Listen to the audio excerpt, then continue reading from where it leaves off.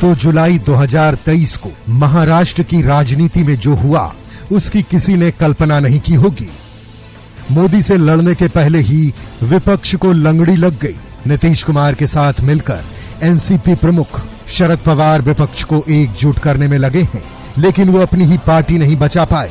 शरद पवार के भतीजे अजित पवार ने पहले एनसीपी के विधायकों के साथ बैठक की और फिर राजभवन जाकर उप मुख्यमंत्री पद की शपथ ले ली। छगन भुजबल, हसन मुशरीफ, दिलीप वलसे पाटिल, धनंजय मुंडे, अदिति तटकरे, अनिल भाईदास पाटिल, बाबूराव आत्रम और संजय बंसोड़े ने भी मंत्री पद की शपथ ली। बड़ी बात यह है कि अजित पवार के साथ प्रेस कॉन्फ्रेंस में प्रफुल्ल भी मौजूद रहे, जिन्हें हाल ही में शरद पवार ने एनसीपी का कार्यकारी अध्यक्ष बनाया है। शपथ ग्रहण के बाद अजित पवार ने दावा किया कि पूरी पार्टी उनके साथ है और वो पार्टी के नाम और सिंबल पर भी दावा करेंगे। अजित अनंतराव पवार गांभीर्यपूर्वक दृढकथन करतो की कायद्याद्वारे स्थापित झाले आहे अशा भारतीय संविधानाबद्दल। भतीजे अजित पवार के मंत्री बनने के बाद शरद पवार भी मीडिया के सामने आए और अजित पवार के फैसले को पार्टी के साथ बगावत करार दिया। शरद पवार ने कहा कि जनता उनके साथ है और वो एक बार फिर पार्टी को खड़ी करके दिखाएंगे। मी महाराष्ट्राच्या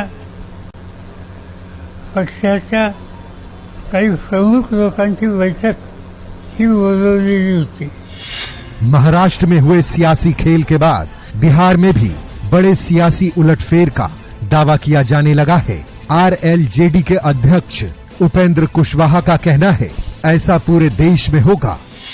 कुल मिला जुलाकर अभी जो कुछ भी वहाँ हुआ है, आगे आने वाले दिनों में देश भर में अनेक जगह इस तरह की स्थिति दिखेगी।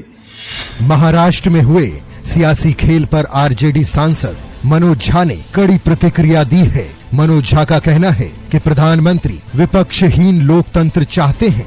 तो ये इनका तरीका है, भ्रष्टाचार के आरोप में घेर करके दबाव बनवा करके एजेंसी को, यही काम उन्होंने भोपाल से किया।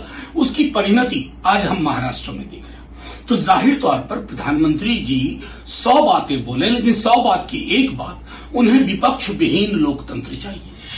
मोदी से लड़ने से पहले ही विपक्ष को महाराष्ट्र में जैसे लंगड़ी लगी है। सवाल है कि विपक्षी पार्टियां जब अपना घर ही नहीं बचा पा रही हैं, तो मोदी से मुकाबला क्या करेंगी।